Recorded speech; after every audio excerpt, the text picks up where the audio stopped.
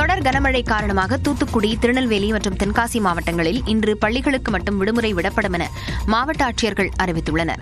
திருநெல்வேலி மாவட்டத்தில் நேற்று இரவு முதல் பரவலாக கனமழை பெய்த நிலையில் இன்று ஒருநாள் பள்ளிகளுக்கு விடுமுறை விடப்படும் என மாவட்ட ஆட்சியர் சுகுமார் தெரிவித்துள்ளார். தென்காசியிலும் இடைவிடாது மழை பெய்த நிலையில் இன்று பள்ளிகளுக்கு விடுமுறை விடப்படுவதாக ஆட்சியர் கமல்கிஷோர் உத்தரவிட்டுள்ளார். தூத்துக்குடி மாவட்டத்திலும் கனமழை காரணமாக பள்ளிகளுக்கு மட்டும் இன்று ஒருநாள் விடுமுறை என மாவட்ட ஆட்சியர் இளம்பகவத் அறிவித்துள்ளார். தூத்துக்குடியில் அதிகாலை பெய்த கனமழையில் காலங்கரை கிராமத்தில் மழைநீர் வீடுகளுக்குள் புகுந்தது. இதனால் பொதுமக்கள் தூக்கமிழந்து தவித்தனர்.